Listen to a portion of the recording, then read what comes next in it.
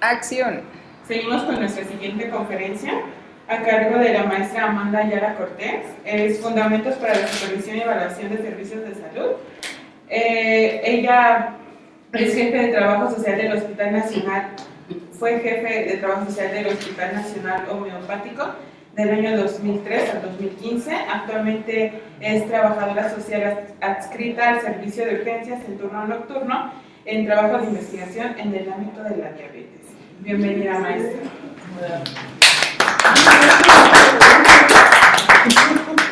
Buenos días. Pues yo les voy a pedir una disculpa si cabeceo o algo, porque voy saliendo de guardia. Entonces, ya somos dos. El baño con agua fría, pues a veces, como dice la maestra que me antecedió, no dura mucho tiempo, y el trayecto, pues bueno.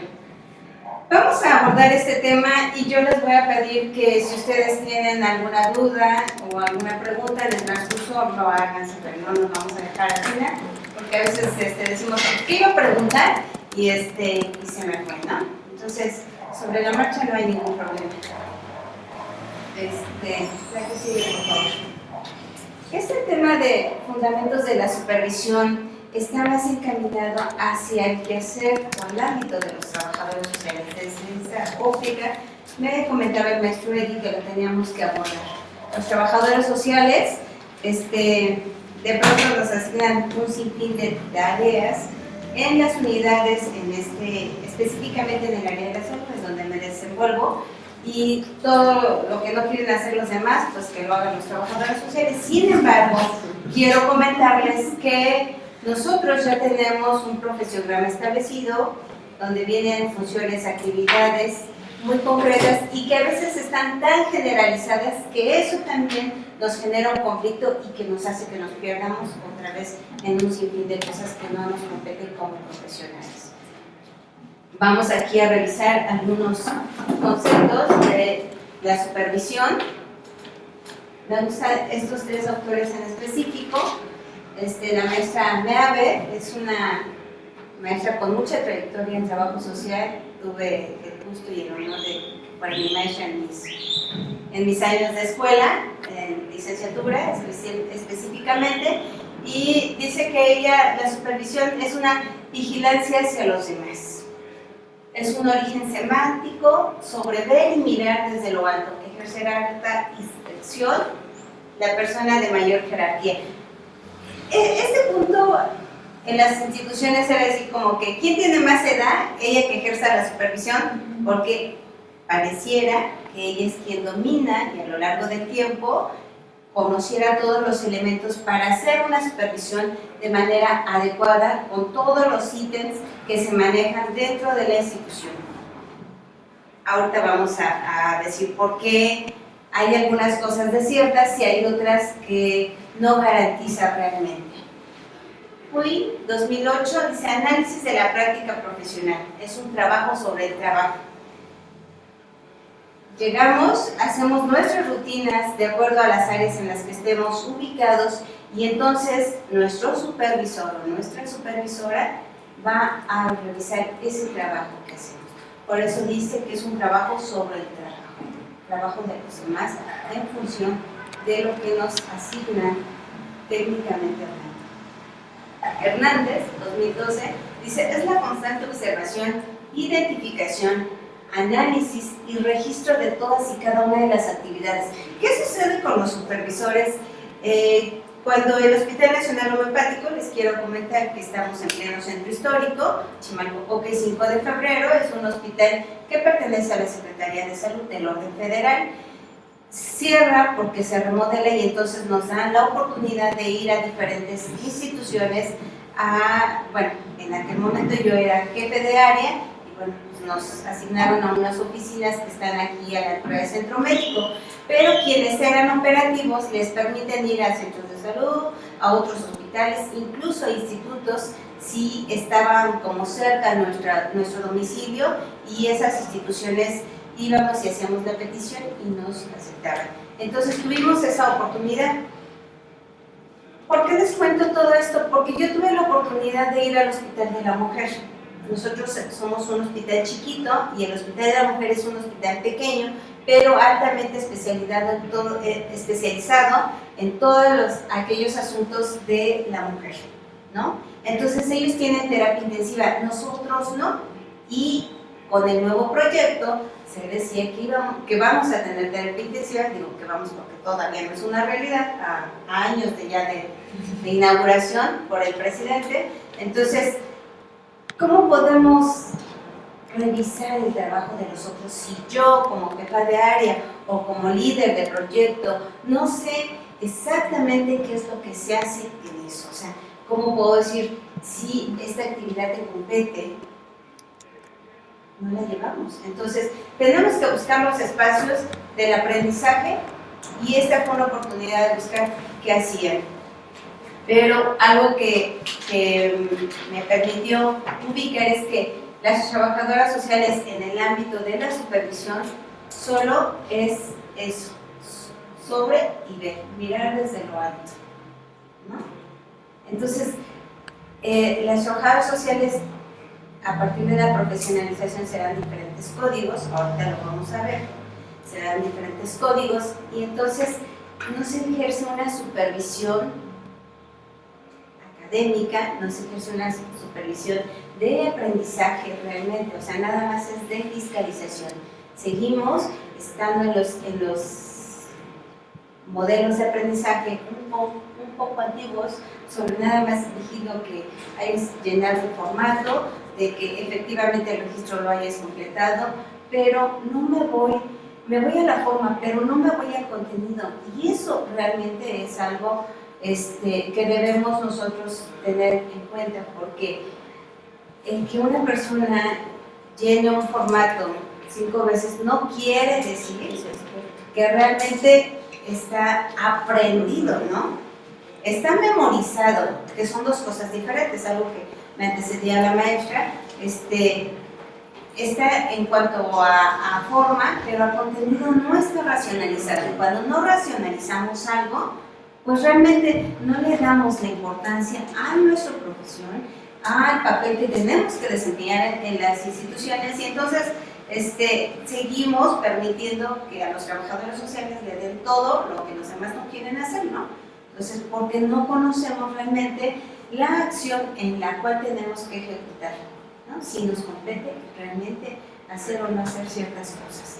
Pero eso tiene que ver con toda esta situación, con el deber ser del trabajador social, de acuerdo al ámbito en el que nos desarrollamos. Y esta constante observación, este análisis que tenemos que hacer sobre las cosas que realmente hacemos, ¿no? Si nosotros no llevamos a la conciencia qué tanto mi tarea está impactando en una atención, un servicio de atención médica, es una atención multidisciplinaria, debería de ser interdisciplinaria. Aquí la diferencia entre inter y multi es multidisciplinario, todos nos sumamos para resolver esa situación, e interdisciplinaria, nos sumamos para resolver esa situación, pero además la llevamos a un plano de discusión para generar otras corrientes o nuevas formas de abordaje. Esa es la interdisciplinaridad.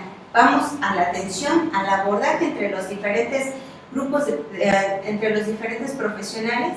Dice que alrededor de un paciente hay más de 22 profesionales, ¿no? Médicos, enfermeras, nutriólogos, inhaloterapias, una serie de profesionales, más de 22 profesionales. Y esta interdisciplinaridad tendría que irse hacia la discusión y hacia el manejo de nuevas corrientes y nuevas formas de abordaje. Algo discutido, algo analizado. Sí, por favor. Y bueno, la supervisión dice que es la necesidad de buscar, es asumir la responsabilidad y es la preparación del camino. La necesidad de buscar, como dice Frey, que busca encuentra, ¿no? Entonces, maneras más eficaces, si realmente nosotros tenemos un profesiograma establecido con funciones y actividades concretas, a veces estas están tan generalizadas. En un momento discutíamos en las juntas de jefes de servicio, donde van todas las jefas de los institutos nacionales de salud, la de los hospitales federales, las de los psiquiátricos, y entonces ahí nos conocemos y ahí conversamos, y muchas veces se comentó sobre estas generalidades que a los trabajadores sociales les asumen como tal, como las funciones y tareas y actividades específicas a desarrollar en este ámbito. Asumir la responsabilidad, establecer tareas. A veces decimos que no nos toman en cuenta las instituciones, pero ¿qué tanto cada uno de nosotros como profesionales realmente asumimos una responsabilidad? Realmente me comprometo con lo que me toca hacer, ¿no?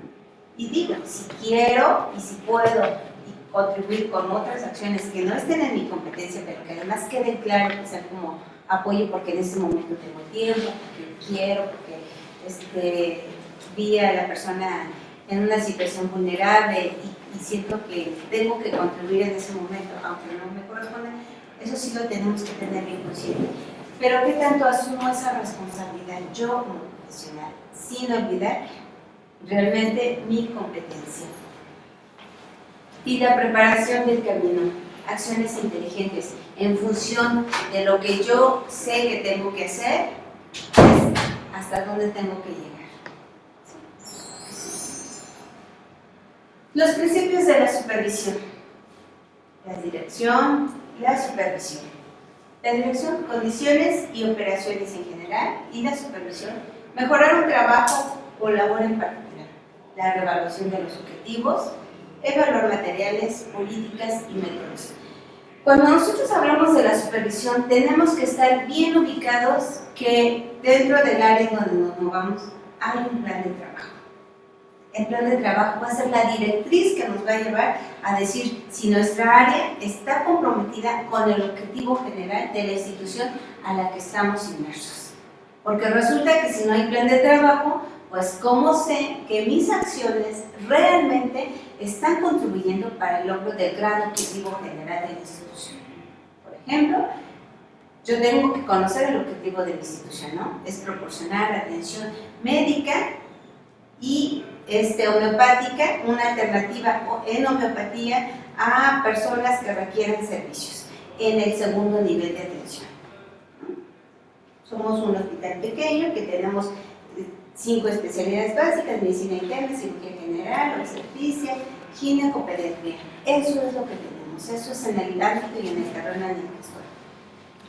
Bueno, pues entonces, ¿cómo el área de trabajo social va a contribuir a ese gran objetivo general? Bueno, vamos a pasar en un momento más a estándares muy específicos y ahí conociendo la normatividad en la que nos movemos. Pero todo lo va a requerir el POA, el Programa Operativo Anual que tiene que tener el área de trabajo social, y cómo cada uno de los servicios, trabajo social de urgencias, trabajo social de la consulta externa, trabajo social de gineco, trabajo social de pediatría, se tienen que sumar en la actividad para contribuir al objetivo del área del trabajo social y ese objetivo al general de la institución. El que sigue, por favor. La filosofía de la supervisión, sensible a los cambios e impregnada de una actitud experimental. A veces decimos, no, estas son las funciones que nos corresponden, estas son las actividades. A veces discutíamos sobre las funciones específicas de los trabajadores sociales, ¿no? O cuando nos preguntan, ¿y qué es un trabajador social? Y uno escucha, pues aplicamos el estudio socioeconómico. Y si no tuviéramos que aplicar el estudio socioeconómico, como una vez tuve la oportunidad de ir a El Salvador, y allá ellos no, los trabajadores sociales no hacen estudios socioeconómicos porque no tienen que dar un dispendio de recursos a la población, ¿no? No tienen nada, pero están mucho más empobrecidos que este país, que es tan maravilloso, pero si no estuviera esa razón de aplicar el estudio socioeconómico, ¿qué haríamos los trabajadores sociales, no? Muchas de mis compañeras y muchas de mis compañeras entran en pánico porque dicen, pues no sé, porque para eso nos contratan. No, porque no hemos ido y no hemos aprendido a sacarle provecho a esta carrera tan maravillosa que tiene una amplitud de intervención de 360 grados. Ahorita lo vamos a ver por qué. Y manejar el supuesto de que los trabajadores sociales, de que los trabajadores pueden mejorar. A veces los supervisores dicen, no, es que eres bien flojo, no, es que llega tarde, no, es que siempre genera problemas. Y créanme que sí hay personas que, por más que uno los quiera empujar y incluir, ellos dicen, no voy con el objetivo del área y no voy con el gran objetivo de la institución. Y por lo tanto, pues hasta aquí me...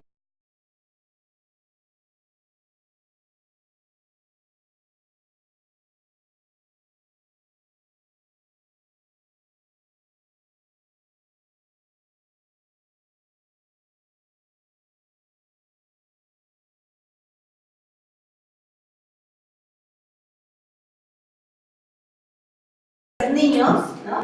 Porque a veces nos conviene y decimos, es que él no hizo el registro, ¿yo por qué lo voy a hacer?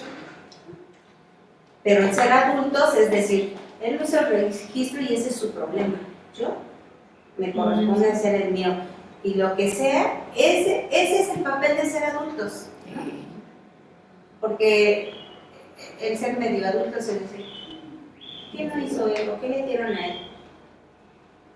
Ser adultos es, estas son las cosas que me toca hacer. Si los otros lo hacen o no lo hacen, ese no es mi asunto. Cuando se lleguen los momentos de la supervisión, pues cada quien tendrá que responder por lo que se hizo o se dejó de hacer. La que sigue, por favor. Filosofía democrática. Respetar la personalidad y las diferencias individuales.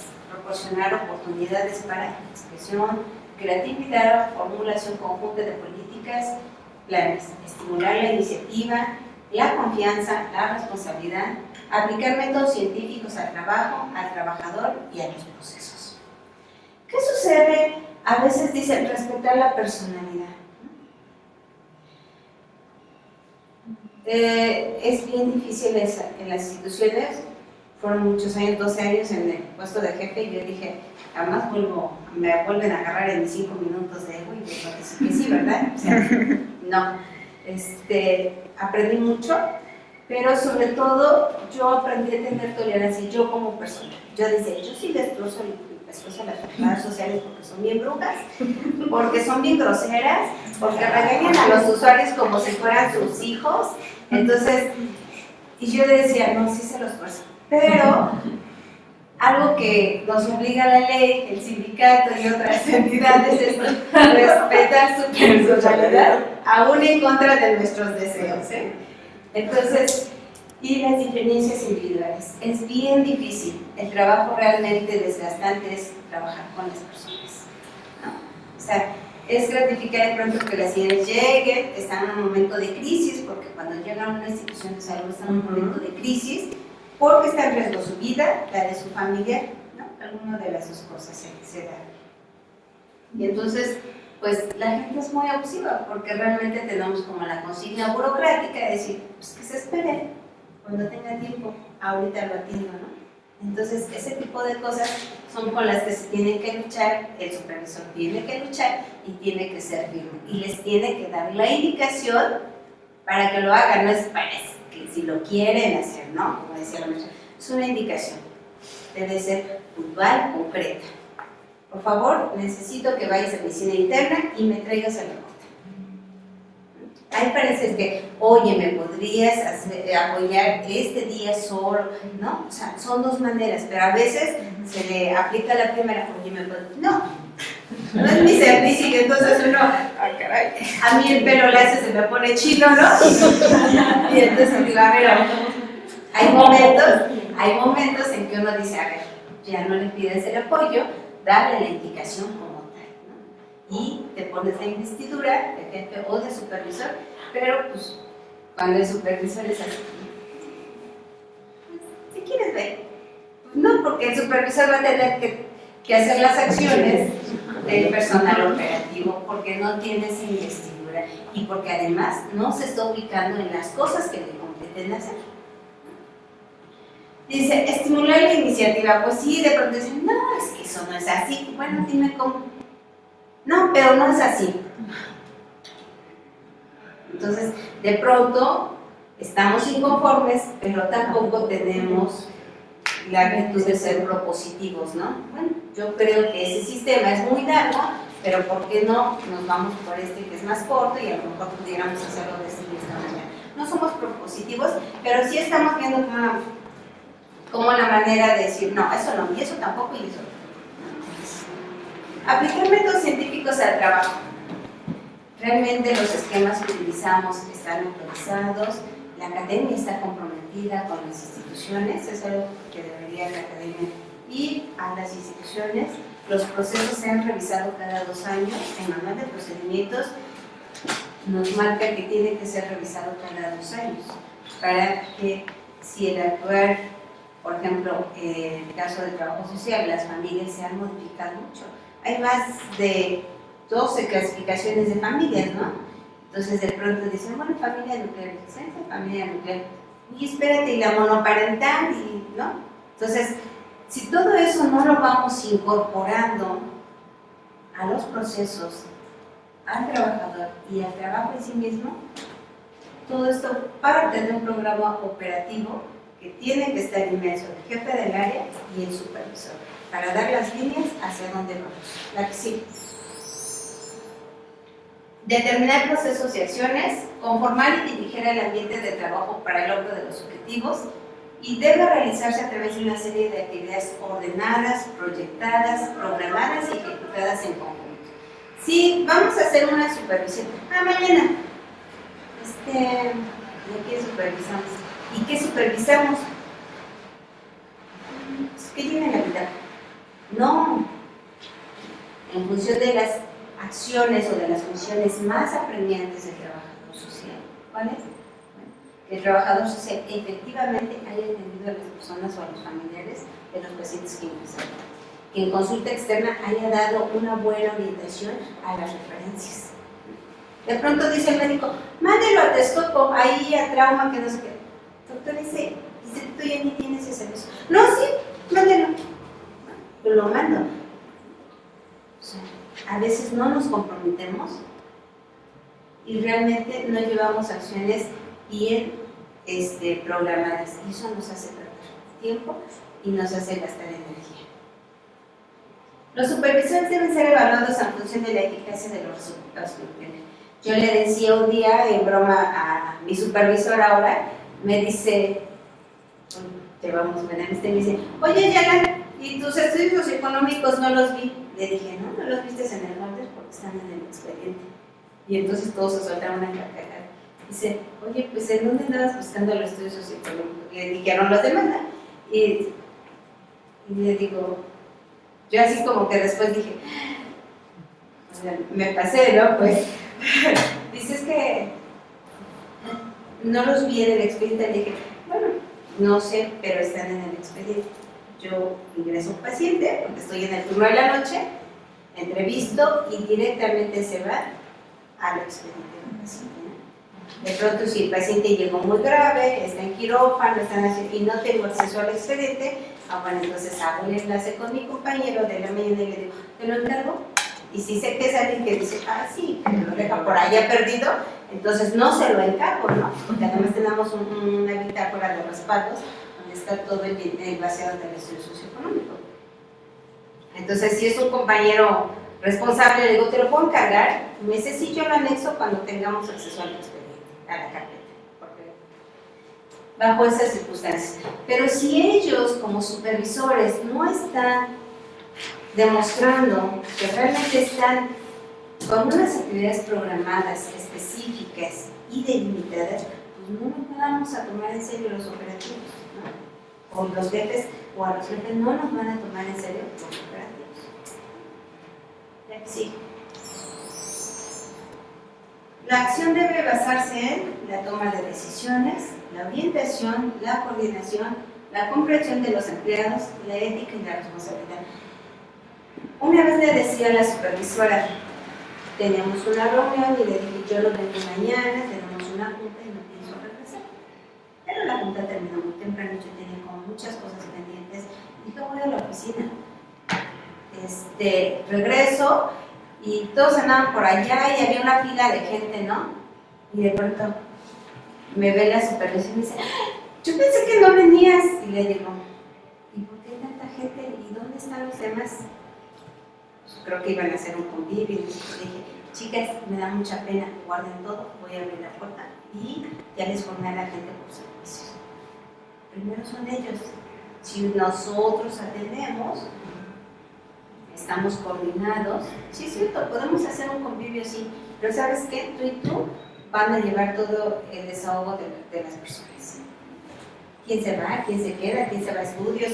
¿Quién no necesita estar aquí? La gente siempre tiene cosas que hacer y a veces somos tan arbitrarios que utilizamos su tiempo a nuestro favor, ¿no? Entonces, no somos éticos. A veces ni siquiera conocemos el código de ética y conducta que rige la Secretaría de Salud. Lo que sigue. Las funciones del supervisor.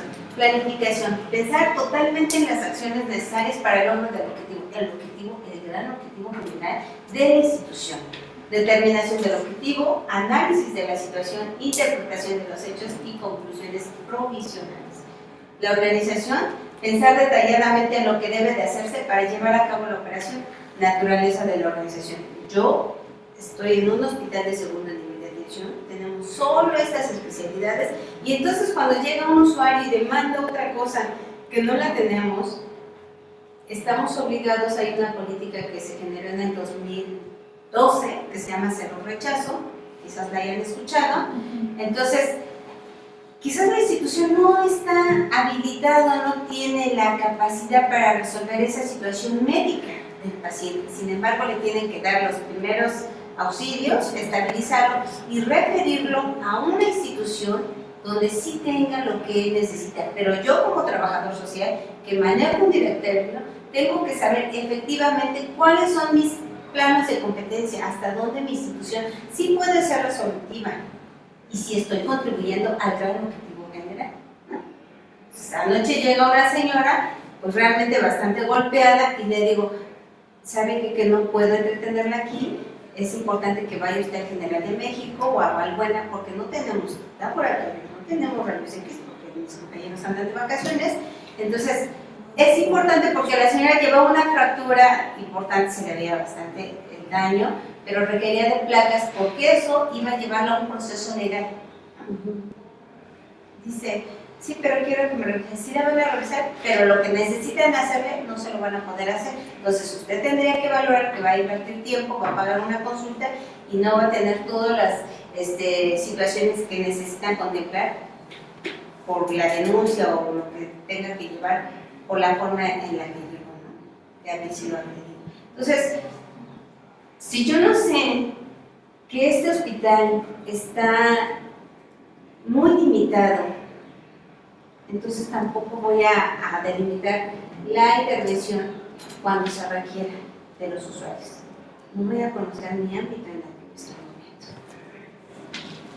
¿Qué sigue, por favor? Las funciones, la dirección, naturaleza del proceso, lograr que se haga el trabajo, cómo dar instrucciones verbales, escritas, relaciones con la delegación del trabajo, relación con la autoridad, distintas clases de la autoridad, instrucciones y explicaciones. Las funciones del supervisor en esta empatía con la dirección tiene que estar claro en lo que le van a determinar. Entonces, a veces le dicen, uy, pues dale la indicación que vaya a otro servicio público. ¿Es otro servicio? No. Porque tengo compañeras que dicen, cuando me mande lo voy a decir que no, que le haga como quiera. O sea, así son bien picudos, les digo yo, una de las noches rudísima.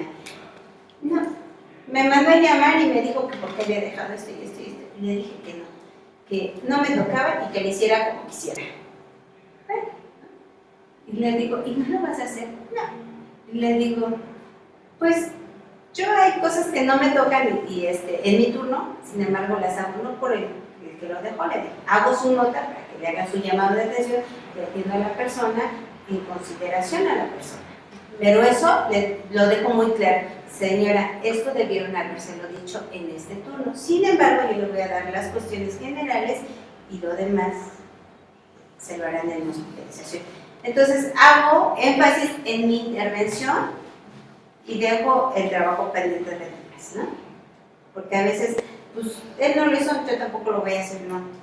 Porque ante un caso legal, ahorita vamos a ir para allá, debemos saber que tenemos responsabilidades por omisión o por acción, ¿no? Entonces, si no soy clara en dar las instrucciones, todo el mundo me decía que me veían chiquita y que era yo una maldita, ¿no? O sea, oye, eres buena onda, pero todo el mundo decía que eres bien maldita, y yo, hasta ahorita me vengo enterando de tanta publicidad positiva a mi alrededor, pero es esta forma de dar las indicaciones, ¿no? O sea, dice, pues a veces es que tiene la voz fuerte y por eso es grosera. No, yo tengo la voz fuerte y no por eso soy grosera, ¿no? Entonces digo, oye, ¿pudieras apoyar en este momento ese servicio? Porque no hay quien lo haga. Una vez me dijo una compañera, no. Le dije, ok, pónganmelo escrito y cualquier cosa que resulte, le tengo responsabilidad. Bueno, voy. Entonces, si uno no sabe la normatividad, pues puede uno pasar momentos bastante difíciles. ¿Verdad que sí? Bueno, tenemos que tener una buena coordinación, un buen control. Todo esto en función del mejoramiento del trabajo. ¿Verdad que sí? Creo que se está repitiendo. Una decisión. Y todo esto va a ir encaminado hacia el deber ser del trabajador social. ¿Qué nos dice Norberto Alañón? A mí en particular me gusta mucho este autor. Dice que es la defensa de los derechos sociales de las personas. A veces dice que los trabajadores sociales somos quienes transformamos a la sociedad. A veces, ni siquiera a veces nosotros hacemos grandes cambios en nuestras personas, pero sí queremos comprometernos con grandes situaciones con los demás. Entonces, no es la defensa de los derechos sociales de las personas, ¿no? Y los derechos sociales tienen que ver con los indicadores de bienestar social: educación, trabajo, vivienda, salud, empleo, ¿no? Deber ser del trabajador social en el área de la salud específicamente. Identificación de las determinantes sociales que interfieren en el proceso de salud o enfermedad de la persona, su familia y su comunidad. Algo que alcancé a escuchar, decía la maestra, que cuando vamos a hacer una visita domiciliaria tenemos que estar bien ubicados para qué la vamos a hacer, ¿no? La mayoría de las visitas domiciliarias no surgen de la necesidad del área del trabajo social, surgen de otras áreas, ¿no? Del área médica, del área jurídica, del área psicológica. Es donde piden la intervención del trabajador social o la visita domiciliaria. Pero una vez que se determina que es una visita domiciliaria, también yo como trabajador social es una gran oportunidad para ver qué tipo de familia está incluida esa persona, cuál es el lugar que ocupa dentro de esa familia, cómo están establecidos los roles, hay alianzas, hay coaliciones, hay comunicación, es abierta, es clara, es concisa, ¿no? Porque a veces resulta que vamos a las familias, ¿quién cree que son los actores principales? ¿Quién? El enfermo. Debería, pero no. ¿Quién cree? Los niños. Los niños dicen, opinan y sientan a la mamá y ponen en la televisión y dicen, mamá, ¿qué estoy esto? Ponen el radio, están en el videojuego. Ellos son los protagonistas. Y entonces ellos no tienen quien les diga nada. Entonces le pasan por encima al abuelito y le avientan la cobija a la cara. Entonces, ¿qué pasa ahí? No hay un orden. Y sí es cierto, la mayoría de diferentes países, todas las familias son disfuncionales, pero en esa disfuncionalidad existe la funcionalidad del seguimiento y de la convivencia. Pero hay unos donde realmente ya están muy patológicos, donde los hijos de pronto llegan y les truenan los dedos a la cara. Y muévete, y 3 meses y que no sé qué. Y uno dice, ¿qué pasa? Me decía una señora, la guardia pasada, me decía, es que tiene 15 años, es su segundo bebé, pero yo no sé cómo decirle que ya no tenga más hijos. Le dije, a ver, si nosotros amamos a nuestros hijos, porque esa es una neta del planeta, nosotros pasan por una situación, ¿no? Que se embarazaron o que embarazaron a la novia, bueno, pues vamos a ser solidarios y los vamos a apoyar. Pero nos vamos del otro lado de la banqueta y decimos, no, si yo compro los pañales, la leche y vamos de paseo y todo eso, pues terminan siendo sus hermanos. Y entonces no ponemos claramente el límite de la responsabilidad a la que se están sumando ya en otro rol, ¿no? ¿Por qué? Porque a veces hasta nosotros seguimos queriendo que seamos los protagonistas de regirle su vida. Dicen que el que paga manda, y entonces, pero yo pago los servicios, pero tú haces esto. Pues sí, tú nada más pagas, pero no mandas para nada, ¿no? Entonces, así se vuelven los hijos. En lugar de asumirles responsabilidades y decir, ok, plantearlos. No se dice, a mí no me gusta decir, ya cometí un error, no. Cambió sus planes de vida, ¿no? Su proyecto de vida fue para otro lado, al que los padres hubiéramos querido que fueran, ¿no? Entonces cambió su proyecto de vida y ahora están con responsabilidades de nuestros hijos tener hijos, ¿no? Entonces, ok, lo paramos, son esos saltos del camino cuando andamos buscando una dirección. ¿Para dónde será? ¿Para dónde va la numeración? Es un alto en el camino. ¿Para dónde vamos? Tienes esta responsabilidad. No terminaste de estudiar, tienes que hacer un oficio, vas a trabajar, algo. ¿Qué actividad vas a hacer? Porque vienen una serie de responsabilidades económicas con un hijo: leche, pañales, médico, alimentación, ¿no? Y ahora que de pronto lloran mucho, que también hay que llevarlos al psicólogo. Una serie de cosas que se han transformado, que el medio ha cambiado y que hay que dar, hay que cubrir esas necesidades. Entonces, si a ellos no los ponemos en ese lugar, aunque estemos detrás de ellos para apoyarlos y les decimos, esa es tu responsabilidad, no lo van a asumir y vamos a mantenerlos a ellos, a nuestros hijos y a sus hijos de nuestros hijos toda la vida. Porque a veces no estamos nosotros ubicados como personas dentro de nuestra competencia y mucho menos vamos a poder ubicar a nuestros hijos y por lo tanto asumimos más cargas. Así igual en los trabajos. Si el supervisor no está ubicado, pues no va a saber para dónde ni con qué. La que sigue, por favor. Acciones de trabajo social en la salud. Programa operativo, lo que hablábamos, los subprogramas por servicio de atención, urgencias, consulta externa y hospitalización. La que sigue. Ahora sí, vámonos a los indicadores de calidad. El sector salud se rige por diferentes normatividades, pero uno de ellos son los indicadores de calidad. Esos fueron arrancados, es un programa que se hizo nacional en el 2008, donde establecieron 3 categorías: trato digno, organización de los servicios y atención médica efectiva. Trato digno, aquí es donde tenemos un gran peso los trabajadores sociales, porque casi somos el primer contacto, salvo informes o relaciones públicas, somos el primer contacto con los usuarios, el paciente o la familia de ellos. La organización de los servicios, que ubiquemos nuestro tramo de control, nuestra competencia y la atención médica efectiva. Si podemos resolver la situación, hasta qué punto, y si no, hacer las derivaciones correspondientes o las referencias correspondientes. En 3 dimensiones, esas 3 categorías, que es calidad técnica, todo lo que tiene que ver con laboratorios, estudios de gabinete, seguimiento, atención de aplicación de guías médicas, calidad percibida. Yo estoy diciendo que cuando llegó a solicitar el servicio, la señorita al área de otorrino pasó por consulta externa, que fue el filtro, y luego el médico hizo la referencia para el especialista, y entonces dije, bueno, pues no la tardamos tanto, estaba yendo como a las 5 de la tarde y llegó a las 6 de la mañana, ¿no? Y ella dice, no vuelvo a venir, son unos infelices. Entonces, yo puedo pensar que sí estoy haciendo mi atención, pero mis procesos pueden estar bastante engorrosos o bastante burocráticos, y yo digo, sí estamos actuando, pero ella no.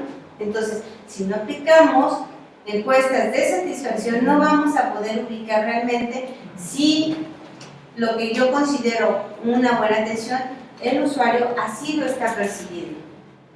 Y gestión de la calidad son una serie de proyectos que establecen las instituciones de manera obligatoria para ir cambiando las formas de cómo se atienden o se dan los servicios de atención médica. La que sigue. Metas internacionales. Son 6 metas internacionales los que tenemos que tener muy en cuenta, pero los que competen al área de trabajo social son estas las que les puse aquí. La meta internacional 1 es identificar correctamente al paciente y reducir el riesgo de infecciones asociadas a la atención sanitaria, educación al paciente y su familia. Aquí es donde estamos como comprometidos legalmente. Y les voy a decir, el Programa Nacional de Lavado de Manos. Identificación correcta del paciente, ¿por qué es una meta internacional? Porque a veces resulta que metían a un paciente de vesícula para apéndice, ¿no? O una vez tuvimos el caso de un traslado y yo y de pronto me compañero, ¿qué pasó con la señora Gaby? ¿Qué dijeron sus familiares? ¿A dónde la llevaron? ¿A qué hora se fueron? No, y veo la libreta de enlace y decía, paciente trasladada al hospital no sé qué, con diagnóstico y la acompaña su familia. Otro nombre, como ahorita, diferente al de la paciente. Entonces, para mí, no, pues es que me equivoqué en el nombre. No, el nombre es nuestra personalidad jurídica que nos da obligaciones y derechos en esta sociedad. Si no hacemos una identificación correcta del paciente, y aquí ponen 2 candados, ¿cuáles son? Año de su fecha de nacimiento. Ahí se me fue la otra. Bueno, el primer candado es su fecha de nacimiento y nombre y apellidos. Si tiene 2, 3 nombres, así. Jerónimo Emanuel Lucio Hernández Mateo, ¿no? Entonces, es el nombre completo y la fecha de nacimiento. Esos son 2 candados que le asignan a esta identificación correcta del paciente. Entonces, de pronto, cuando uno está tomando el nombre del personificador, dice, señor Juan, ¿cuántos años tiene? 72. Ahí le pusieron 61. Sin terminar ¿no? Entonces, de pronto uno le dice a la persona, oye, el señor dice que tiene 72 y ahí le pusieron 61. Sí. O como una guardia, ingresaron como 5 Ernestos. Yo dije, ¿Ernesto o Alberto? ¿Ernesto José? ¿Ernesto no sé qué? Entonces, eso también, o hay personas que Hernández y Sánchez son como apellidos muy sonados, muy frecuentes, y tenemos a veces muchos Hernández, ¿no? Entonces, eso es muy importante. Y reducir el riesgo de infecciones asociadas a la atención sanitaria, educación al paciente y su familia. ¿Qué pasa? A veces en las unidades médicas nos dicen, no introduzca esto, no introduzca el otro, el celular. ¿Cuántas bacterias tiene un celular? Lo llevamos al baño, nos sentamos con él para comer, vamos al parque y lo dejamos por ahí, en el pasto. Una compañera del área de laboratorio, un día le pasó así un isótopo a un celular y dice, yo no voy a volver a tocar mi celular. Le digo, está bien, porque así no nos molestas a los demás, ¿no? Y le decía, pero sí, realmente, eso aunado con ahora las carcasas que traen nuestros celulares o que les compramos, ¿no? ¿Qué con piedritas? Bueno, pues todo eso suma más las bacterias que trae, ¿no?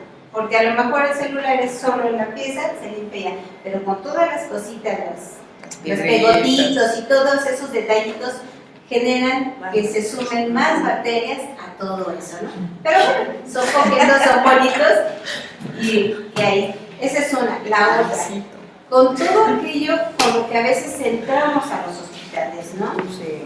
Las almohadas, las cobijas, ¿no? Todo eso. A veces los pacientes no mueren por lo que llega, sino por lo que se contamina en el ambiente hospitalario.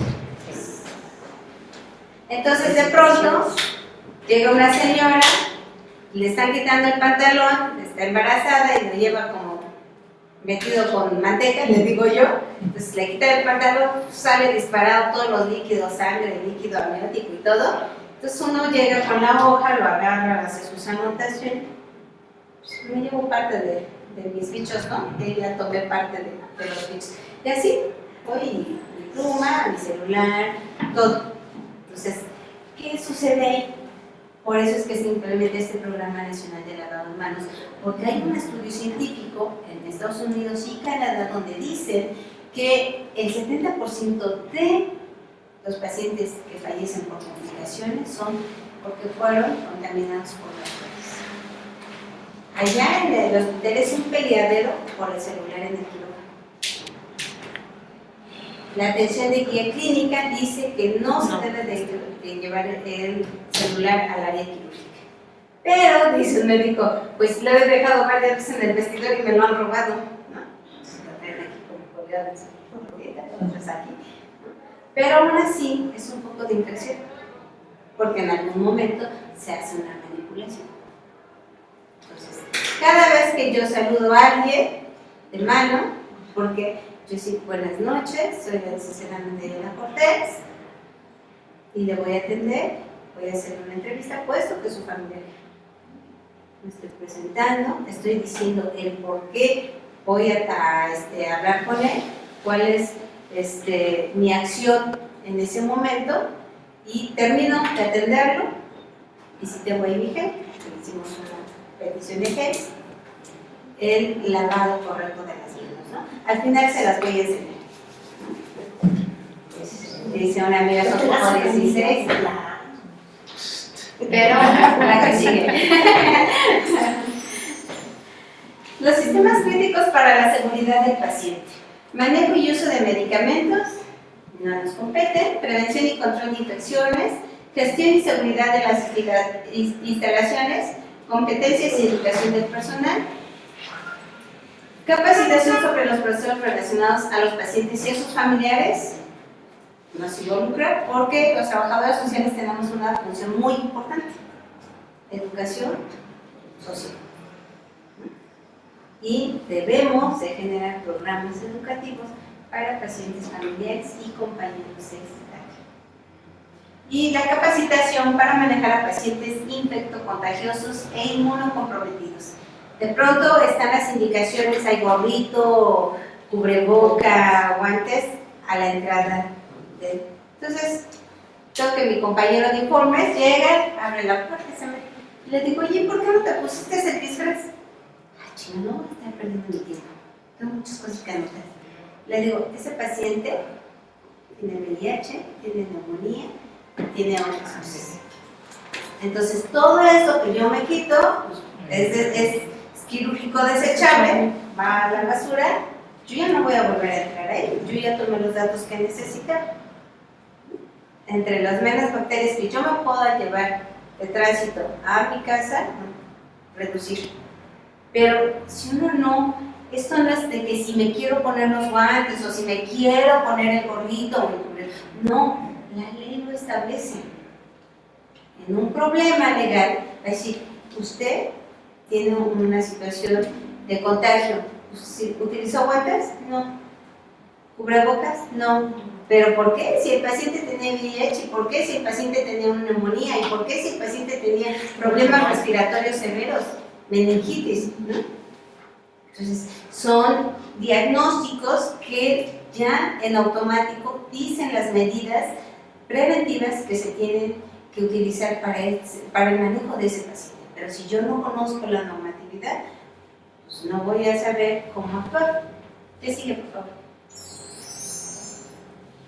Gestión y seguridad de las instalaciones. Estamos obligados a participar en los comités de prevención de incendios, de movilización en caso de temblor y el comité de bioética.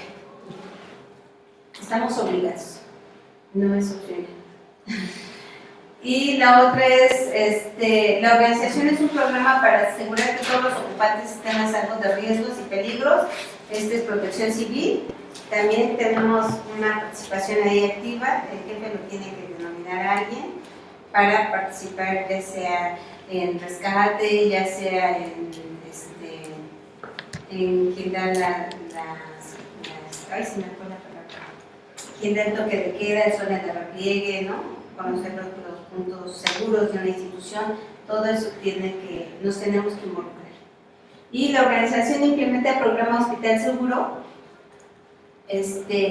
Si nosotros no sabemos toda esta parte de normatividades, no nos involucramos, entonces estamos haciendo omisión de responsabilidades específicas que nos competen. La que sigue, por favor. Ahora sí, las competencias y la capacitación del personal. Planifica y desarrolla un sistema de competencias y capacitación que abarca toda la organización. Todas las unidades médicas, para contribuir al gran logro del objetivo, a través de las diferentes jefaturas, tienen que decir, a ver, a los trabajadores sociales, ¿en qué los tenemos que habilitar y capacitar? Se tiene que reforzar el manejo de conflictos, la entrevista, las técnicas de observación. ¿Por qué les digo esto? Porque a veces los trabajadores sociales, cuando estamos entrevistando, terminamos siendo entrevistados por el usuario. ¿Y eso qué dice? Que no estoy teniendo un buen manejo de eso. Y entonces de pronto la señora ya me está preguntando que dónde vivo, que no sé qué. ¡Pum! Entonces, muy técnicamente, uno tiene que regresar al usuario, a la persona, a lo que se debe de hacer. Uno está dirigiendo la entrevista y uno es el eje rector de esa actividad. Para eso, la institución ya nos tiene que ubicar a los de trabajo social, a los de medicina preventiva, qué cursos nos tienen que brindar para que estemos bien habilitados y bien capacitados. La que sigue, por favor. Competencias y capacitación. La organización ha definido las funciones de todo el personal, nos ubica a los diferentes profesionales, se implementan procesos de reclutamiento y selección del personal y se han definido un plan para la asignación del personal, contar con la cantidad apropiada para el correcto funcionamiento. Esto nunca sucede, ¿eh? O sea, realmente, anoche teníamos lleno de urgencias y afuera tenemos también muchísimos pacientes, entonces ¿y qué? ¿Me tengo que morir para que me atienda? Le digo, pues yo espero, señor, que no suceda eso, porque adentro tenemos a un paciente que sí se está muriendo, entonces, pues, y solo tenemos a un médico, ¿no? Entonces, realmente estamos siendo rebasados, esa es una. Y la otra, no hemos aprendido a ¿qué sucede? A veces ubicamos el dolor con que es algo grave, ¿no? Si no nos duele, pues no es tan grave. ¿Qué pasa con las enfermedades crónico-degenerativas? No generan dolor. Por eso es que los pacientes llegan con el pie negro, no morado, no rojo, negro, y les surge, porque les dijeron que les tienen que amputar. Oiga, pero no es de un día, dos, no, son de meses, pero no les generó dolor, y entonces no hacemos una asociación entre el dolor y la gravedad del asunto. Las enfermedades crónico-degenerativas, en particular la diabetes, yo les digo a los pacientes, ¿y por qué no vino antes? Porque ahora tenemos pacientes de pie diabético muy jóvenes, con amputaciones, y son los proveedores, y van a generar toda una catástrofe al interior de las familias, porque entonces se modifican, y los chicos que tendrían que estar en las primarias estudiando, pues van a buscar ser proveedores, van a tener trabajos, no sé, no quiero asustarme más, pero realmente no se tendrán que dedicar para que lleguen por lo menos los mínimos para cubrir las necesidades básicas, ¿no? Entonces, cuando nosotros no ubicamos los roles que deben de jugar en una familia, cada uno de los sujetos que ahí tenemos, pues entonces, sí, pues tiene pie diabético, ¿no? Pero es proveedor. Además está en su etapa productiva, 45 años, 50, 62, ahora que se ha ampliado la edad, ¿no? Para retirarse. Entonces, pues toda la familia del interior sufre realmente, toda sufre toda un caos. Una reestructuración. Una reestructuración. Pero a veces las reestructuraciones decía, o sea, yo no me quiero hospitalizar porque yo soy el que trabaja y quién va a mantener a los demás, ¿no? Bueno, tenemos que ir aprendiendo en el camino a ir habilitando a nuestros hijos o a los integrantes de nuestra familia, de acuerdo a su edad, puedan contribuir con ciertas actividades sin que estén en riesgo y sin que violentemos tampoco la ley. La que sigue.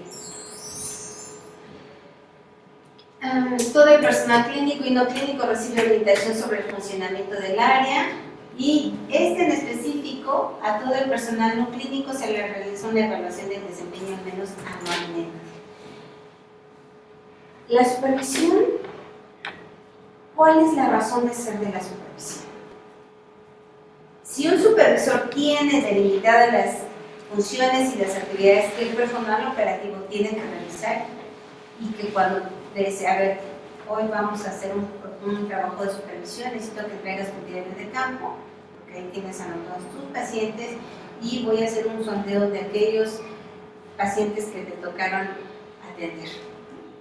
Y entonces me voy al estudio socioeconómico y si es un paciente de más de 3 días, tenemos una política interna donde dice, paciente de más de 3 días tiene que contar con el estudio social completo, ¿no? Y ese estudio social completo viene ahí ya más desglosado, si el paciente es el jefe de familia, si es el proveedor, qué rol juega, ¿no? Entonces, la casa es rentada, prestada, cuántos cuartos,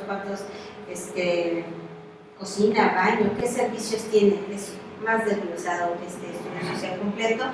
Pero además, en este estudio social completo se considera algo muy importante, que lo comentaba la maestra Clemente, es un plan de acción. Entonces, uno le dice, plan de acción, se entrevistó al paciente. No, eso no es un plan de acción. Nos dice la literatura de la medicina familiar que un plan de acción es aquel donde yo voy a obligar a espejear al usuario y decir, a ver si usted tiene diabetes y tiene 2 o 3 años porque ni siquiera son muchos. Además, ahorita está sufriendo una amputación. Tiene usted que llevar a cabo su tratamiento médico, apegarse a su medicación, a su alimentación, a hacer ejercicio, si su edad y su actividad se lo permiten.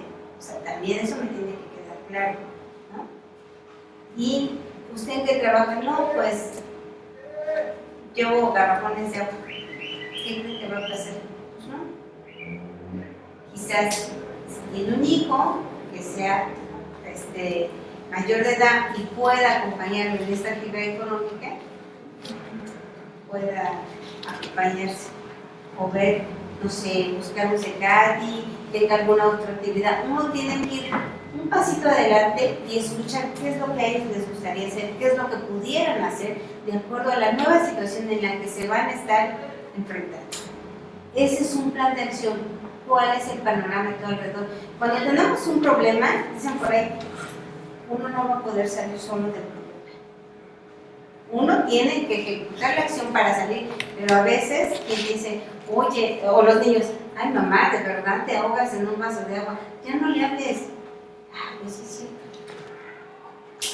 Porque quien está afuera tiene la habilidad de a veces ser más objetivo de quienes nos hemos enfrascado con la situación, el problema que estamos viviendo. ¿Sí?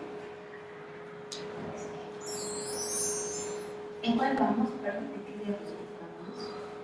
En la 22. Ay, caray. Ok. La que sigue, por favor. Quiero, Ok. Atención centrada en el paciente, los derechos del paciente y su familia. Todos los procesos de supervisión tienen que ser encaminados a mejorar la atención que damos en todas las instituciones. ¿Sí? Y todo esto va a redundar en los derechos del paciente y su familia. Ese es el deber ser de la supervisión, es la mejora del trabajo de los operativos en función del paciente y su familia. Dice, ¿se respetan los valores, costumbres y creencias de cada paciente? Entonces, señor, ¿qué religión profesa? es una dentro de una pregunta pues, católica, o no ninguna. Pero si estamos ante un testigo de Jehová, híjoles, qué problemática, porque ellos son muy demandantes, pero para eso tenemos que tener su documento, su directriz, pero aparte hay un documento que lo expide para las instituciones de salud, donde dicen los testigos de Jehová se rigen en estas instituciones. Su directriz donde traen su nombre y todo, y nos dan al menos nosotros. No, ese es su documento en corto. La directriz es el documento en corto, su normatividad de atención. Ahí viene. Es toda una serie. Viene resumido, bueno, el que nos dan a nosotros, porque eso es importante, en donde ellos especifican que no están, ¿cómo se llama? Obligados, y tampoco no pueden recibir ni aceptar transfusiones ni hacer donación de sangre y sus datos personales. Sí, se me fue el nombre del documento, pero sí es un documento que expide para documento normativo para testigos de Jehová, algo así, ¿no? ¿Y por qué debemos de conocerlo y saberlo? Bueno, porque ahí vienen las instituciones, en caso de que se ponga un chuki, tienen mucha exigencia, saben sus derechos y los hacen valer, ¿no? Porque de alguna manera la educación nos va a llevar a eso, a saber conocer nuestros derechos y poderlos ejercer o solicitarlos que no sean respetados. Entonces ellos saben sus derechos desde su punto de vista conveniente y los hacen valer. Pero esta normatividad de los testigos de Jehová dice, estas instituciones son las que les dicen, bueno, usted no está de acuerdo con nosotros, pues usted puede acudir a este hospital, que todos esos hospitales o todas esas unidades médicas son privadas, ¿no? Sí. Pero cuesta. Es una lana que no quiere pagar. Entonces, usted está en todo su derecho de no permitir ciertos tratamientos, pero ¿por qué no acude aquí? Ellos sin problemas se van a alinear a lo que usted, porque también hay que ser muy claros que nosotros como instituciones públicas tenemos políticas que se tienen que hacer cumplir. Entonces, si no, se respeta la necesidad de privacidad del paciente durante el proceso de atención. Somos respetuosos, cerramos la puerta, decimos, oigan, o de pronto les trabajadores decir, es que ya le dije que que esto, y los hacen llorar en plenos pasillos, O sea, estamos vulnerando su integridad. Entonces, o de pronto ellos quieren decir algo y nosotros, sí, así como que, denme la versión breve porque me estoy yendo, ¿no? Se protege a los pacientes contra agresiones físicas, se brinda protección adicional a los pacientes vulnerables y la información del paciente es confidencial. Todo esto estamos obligados a llevarlo a cabo. Es un indicador. Derechos del paciente. La organización respalda y promueve la participación del paciente y sus familias en los procesos de atención. Señora, los horarios de visita son aquí. Si es un paciente que requiere familiares 24 horas, sí. Estar ahí cuidando a un paciente 24 horas es muy desgastante. Yo este año estuve, pues, no sé si puedo decir que fui muy afortunada. Mi hijo tuvo un accidente muy grave, estuvo a punto de morir. Y estar de día y de noche, a la hora en que lo vayan a bucear a uno a terapia intensiva, y que el doctor le diga, se va a morir en cualquier momento, ¿no? Acaba con cualquier cosa que uno tiene, ¿no? Y entonces, si a uno le dice, ¿sabe qué? A estas áreas usted tiene que pasar así y así. Si se lo dice uno, y entonces uno lo tiene que volver a repetir porque son momentos críticos, ¿no? De pronto, pero no le deje que así no, señora. Hasta este momento usted tiene alguna duda. Por el momento, no, señor. Bueno, cualquier cosa, estoy a sus órdenes. Estoy para apoyar. ¿Por qué? Porque como estamos en un momento de angustia, pues sí percibimos, pero percibimos los impulsos más fuertes, como que pues en cualquier momento se va a morir, y no está oxigenando bien, y no está respondiendo, y pasa un día y pasándose. De verdad que son situaciones tan críticas. Mi hijo estuvo 32 días hospitalizado en terapia intensiva, ¿no? Entonces, un chico que está a punto de cumplir 18 años, 17, y cumplió casi después de que se salió del hospital 18 años, pero uno está sobre él, por favor, que evolucione, por favor, que responda, ¿no? Entonces, cuando uno le da las indicaciones, pues uno no está ni con el 60% de atención, ¿no? En eso. ¿Por qué? Porque está algo muy fuerte, estamos en un momento de crisis tan severo que no nos permite realmente tener este espectro amplio de captar toda la información. Entonces, sí tenemos que ser reiterativos en la información de la mejor manera. Fui clara hasta el momento, alguna duda, estoy aquí. Quizás en ese momento no, pero ya, ¿qué me dijo? ¿Qué hago? ¿Para dónde voy? Entonces, la organización informa a los pacientes y a sus familiares sobre sus derechos y sus responsabilidades. Sí, es cierto, los usuarios son demandantes de los servicios conforme va pasando el tiempo y van siendo educados o van siendo orientados o empiezan a escuchar noticias. La institución está obligada a decir, usted tiene derecho a esto y esto y esto, pero está comprometido a cumplir con esto y esto y esto. En toda relación se genera una situación de derechos y obligaciones de forma recíproca. Y las instituciones tenemos que ser muy claros, los trabajadores sociales, y decir, esta institución, sus políticas son estas, porque habrá quienes digan, yo no voy, yo me voy de alta. También es un derecho. Sí. La organización respalda el derecho del paciente en etapa terminal. Híjoles, esto es muy difícil. Digo, nosotros no manejamos pacientes terminales, pero muchos institutos sí. Y la verdad es que yo a veces he acudido a abusos de este tipo porque nosotros como personas le apostamos a vivir para siempre. Y les voy a decir por qué. Hasta ahorita no sé si alguien de ustedes ha pensado qué quiere que les pongan en su epitafio el día que se muera. ¿Sí? Sí. Bueno, qué bueno. ¿Por qué? Porque yo les decía, también es válido. Punto. ¿No? ¿Qué quieres en el epitafio? Punto. ¿Por qué? Porque resulta que el protagonista de cuando alguien fallece son todos menos el muerto, ¿no? Entonces, cuando el protagonista tendría que ser el muerto. Como el niño en el bautizo, como los muertos en la boda, ¿no? Así. Se informa a los pacientes y a sus familiares sobre el proceso para tener quejas y resolver conflictos. A veces, de verdad que nos las gastamos, abusamos de las personas. Oye, sientes que me trató mal. Pues es que también usted no estaba, ¿dónde estaba? ¿Dónde se le llamó? Y no. Nuestra responsabilidad es atenderlo con respeto, con prontitud, con diligencia, ser claros en lo que le estamos proporcionando. Pero si no, hay un módulo de informes y usted se puede informar. Porque ¿cómo creen que se cambian los procesos? Cuando la gente dice, ya estoy harta, siempre nos tratan mal, siempre nos atienden al último, primero desayunan y se maquillan y se pintan las uñas y después nos atienden. ¿No? Y digo, no es malo, pero pues hagámoslo cuando no tengamos público fiscalizador.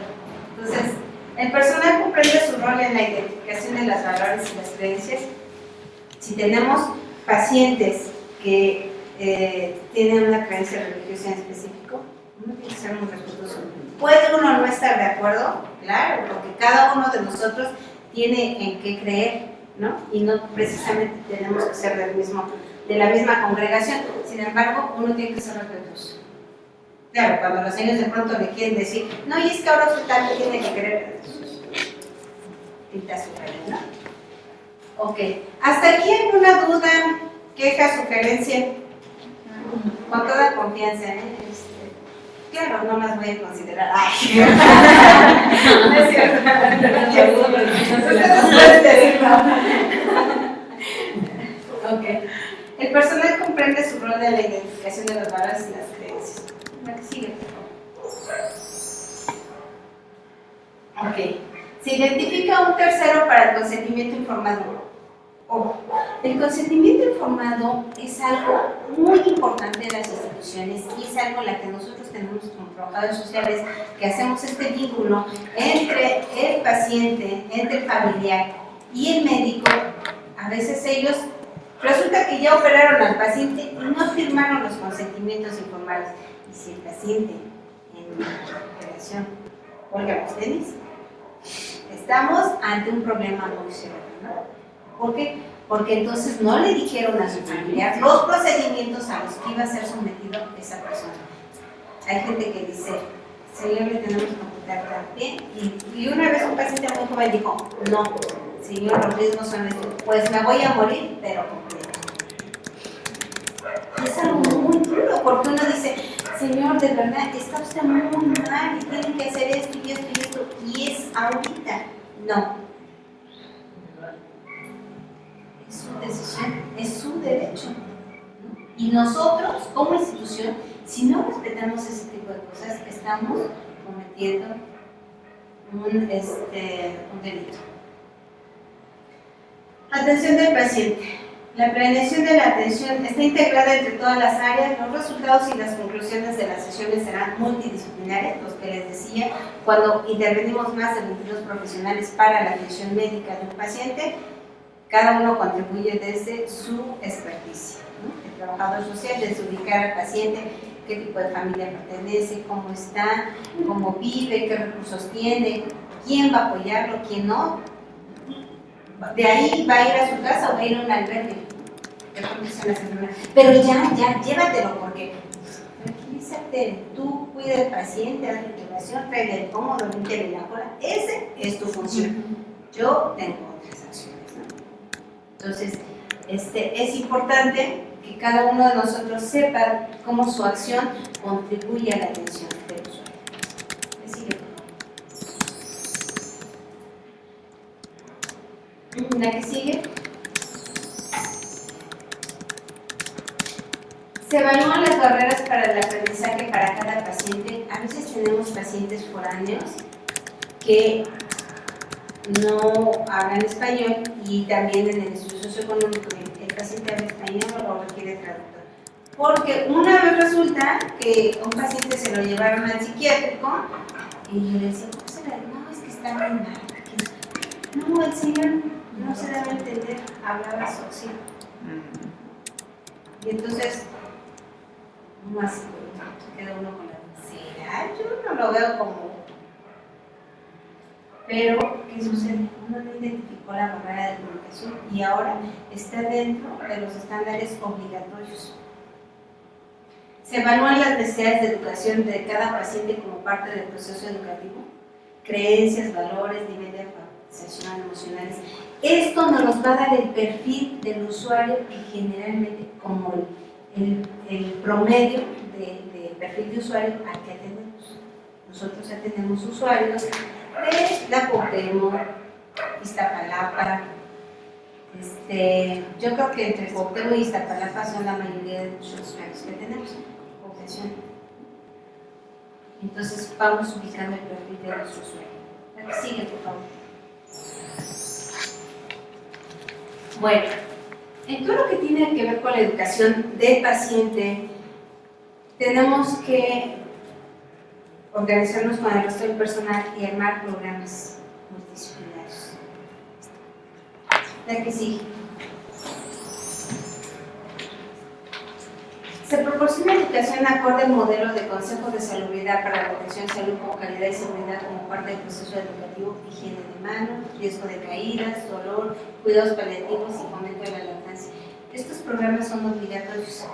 La higiene de manos es este programa nacional que decía de lavado de manos, donde a veces nosotros como profesional de la salud ni siquiera lo llevamos a cabo. ¿No? Doctor? Oiga, que anda como gallina, ¿qué? Sacudiéndose, le digo, el agua ya nos mojó a todos.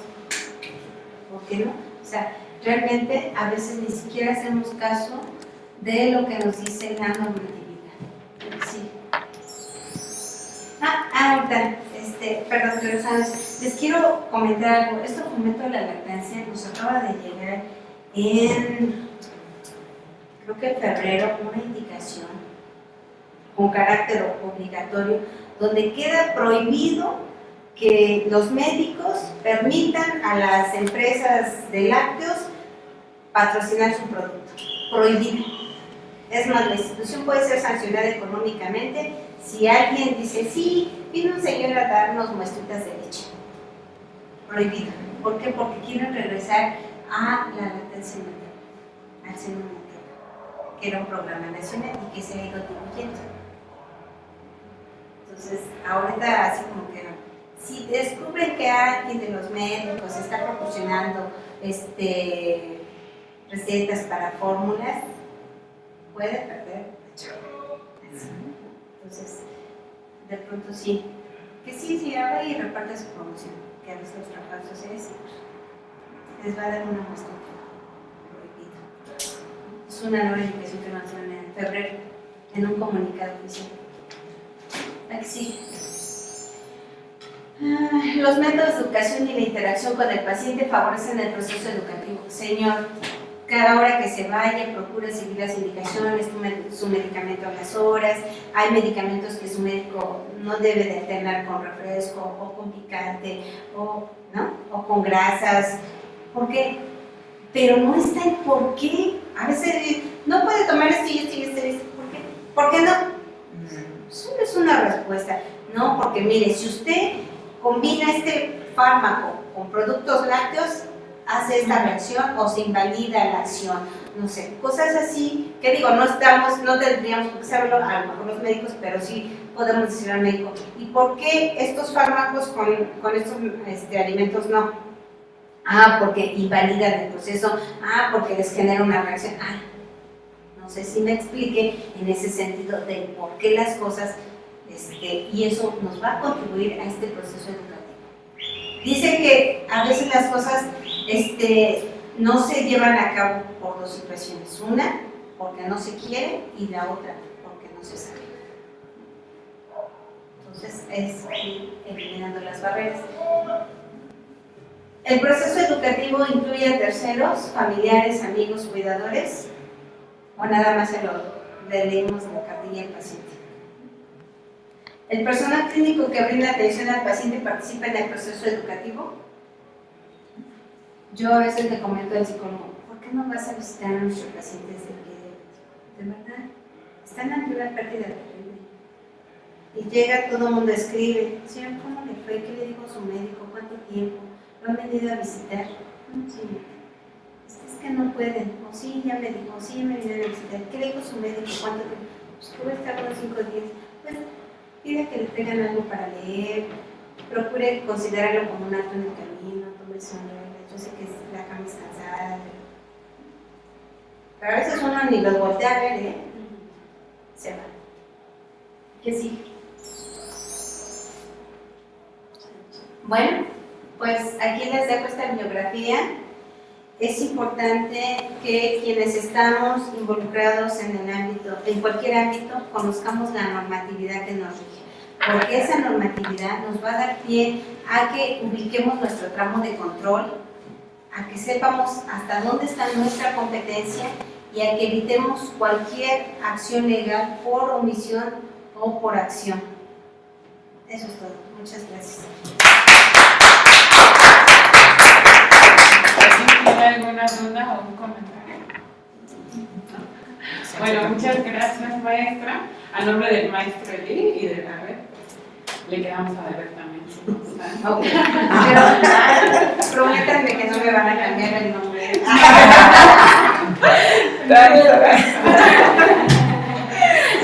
Bueno, con esto estaríamos concluyendo nuestra sesión de hoy y que tengan buena tarde.